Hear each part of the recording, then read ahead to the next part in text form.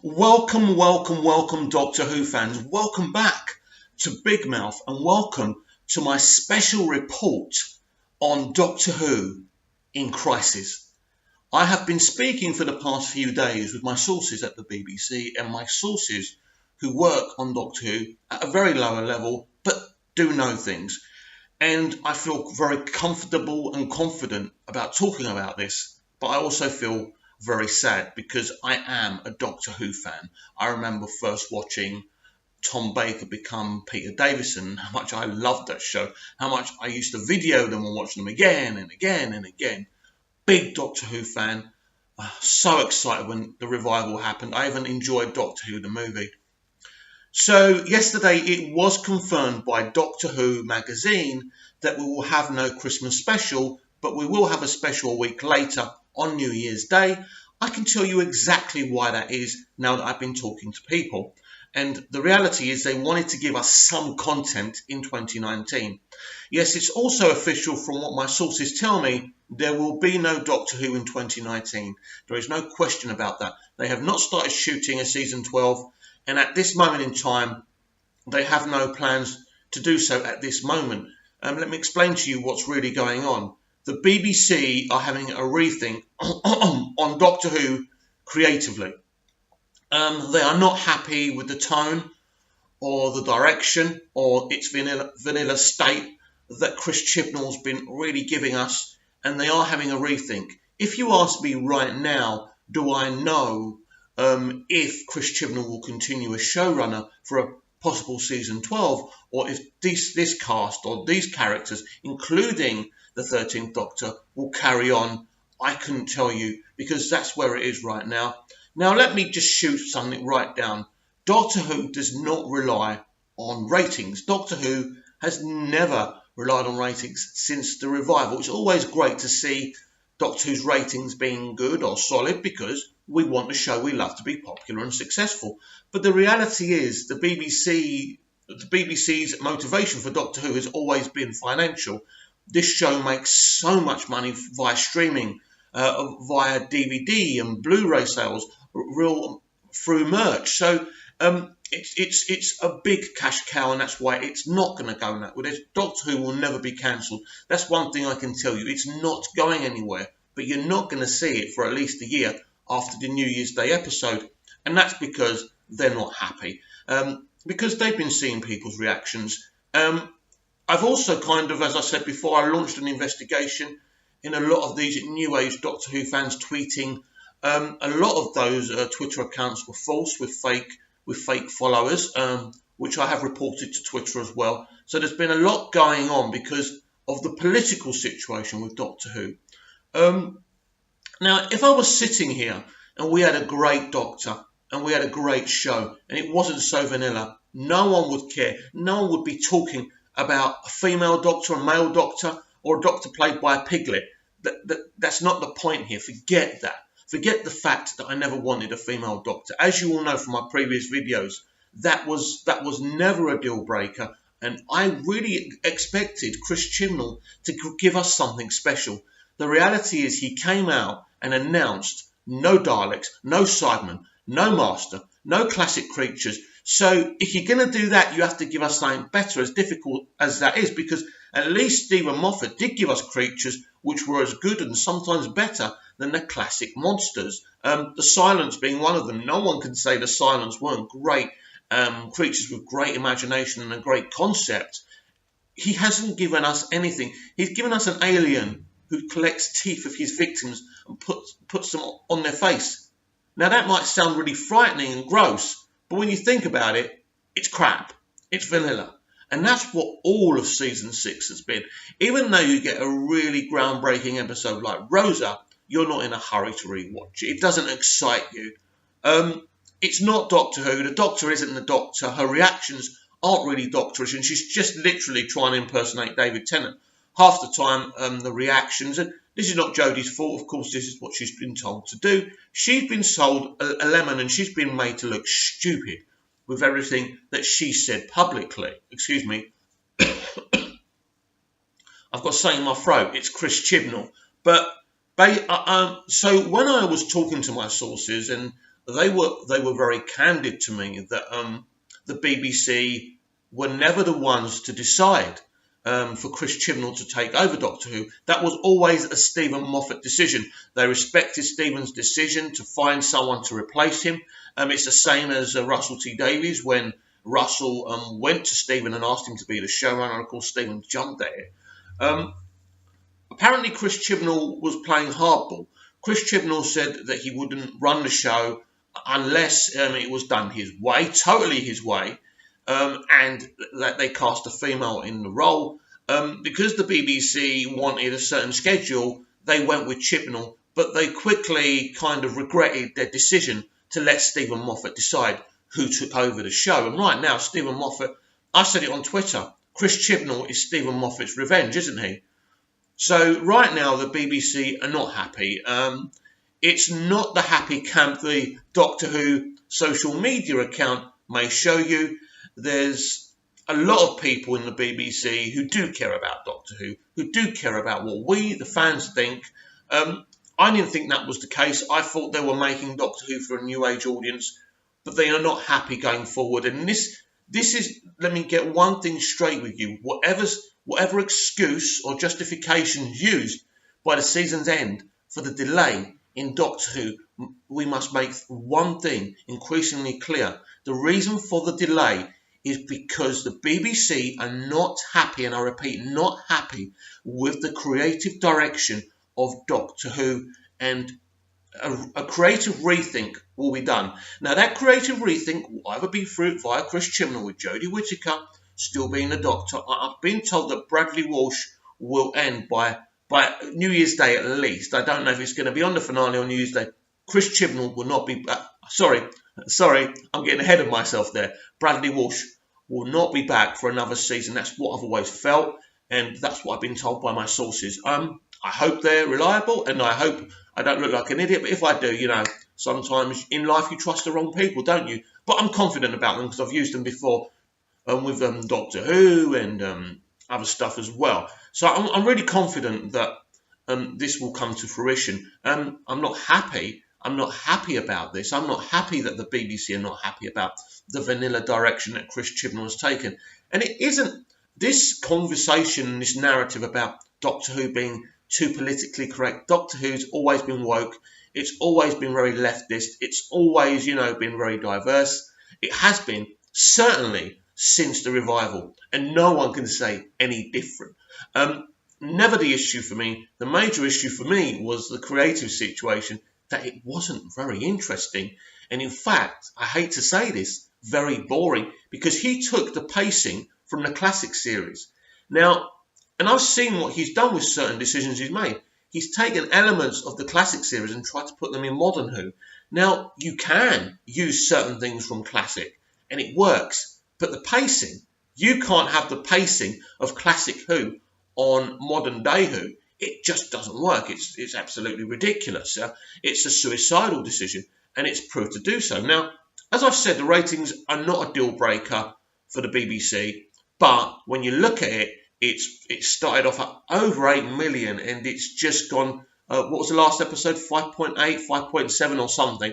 That's a big drop. We knew, everyone knows, no one's unreasonable, everyone knows the premiere, from the intrigue and the publicity, will get more viewers, and there'll always be a drop.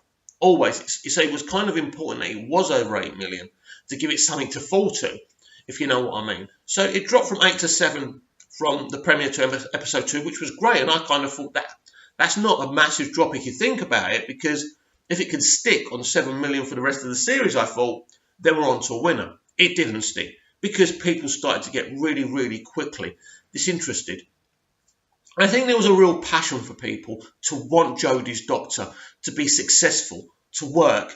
She was the first female to play the Doctor. It was groundbreaking. And of course, for other females to keep on playing the Doctor, her Doctor would have to be successful. Not because this situation has arisen because Jodie's a female. It's arisen because Chris Chibnall has decided to take a certain direction with the show, which hasn't worked. I can also tell you the official line of Murray Gold not composing Doctor Who anymore because he was worn out, was a lie. It was not true. I hate to come out and say this, but the reason that Murray Gold is no longer composing Doctor Who is because of the colour of his skin. Because they wanted to have a more diverse ethnic kind of bunch of people working on the show. So this is why Sagon got the gig and Murray hasn't got it. And to be quite blunt with you, Sagon is a wonderful composer, and I don't want you to misunderstand me, but he hasn't got the bombastic, amazing themes, the loud themes for characters and for Doctor Who as Murray did. Murray gave us fabulous, recognisable music. There was no reason for him to walk away. Now, if he was genuinely burnt out, hey, respect, you don't have to do anything you don't want to do in life. But I don't believe that, and my sources tell me that is not true. They wanted a black composer, and that's what they got. Now, the colour of the guy's skin does not matter whatsoever, but the reality is they had one, if not one of the best composers in the world. And we were so proud of Murray Gold and what he did and what he achieved. So to remove him through diversity is for me, it's very uncomfortable to even be talking about this from what I've been told. I had to think really carefully before I did this special report and told you what I knew, because you as Doctor Who fans have a right to know that everything in the garden is not rosy, that there is a major issue here with Doctor Who. Doctor Who is in crisis. That's not a clickbait title. It's a fact. It's the truth. Creatively, it's in crisis, and it's never been in such crisis before. Remember when we were all bitching about Stephen Moffat? That wasn't a crisis. We didn't agree with everything he did, but I'll tell you what, we were passionate and excited about what he was doing. I never was bored with Steve. I got a little bit bored in the final season, but before that, I was always kind of invested in what he was doing and interested. I will always say I think 5 and 6 were brilliant. I think 7B was amazing, by the way. A lot of people hated 7B, but I actually enjoyed it. But we are now in crisis because once, the broadcaster is not getting behind what the creative is doing, then, of course, there's going to be a break. This is why there's a break. There's no other good, valid reason for there being a break, because Doctor Who's back. We remember in the old days, they used to start filming for the new series in the summer. They haven't done that. But there was a plan for a 2019 series. There was. But it became very quickly very obvious to the people at the corporation, the British Broadcasting Corporation, BBC, that they were very concerned about Doctor Who's rewatchability, DVD and Blu-ray sales. How well would this do it on pre-orders? One of their concerns is that pre-orders for season 11 haven't been great and haven't been anywhere near on par from this stage with season 10 of Doctor Who, which I suppose was kind of a low point for Doctor Who, but not as big a low point as this. So the motivation is financial. Is for the Doctor Who is a massive IP, and it was certainly a massive IP under RTD. It was certainly a massive IP, especially when it began to get popular in America under Stephen Moffat, especially in seasons 5 and 6. And of course, the Day of the Doctor was massive. What a massive event that was. So for the BBC, they are concerned and they want to protect their IP.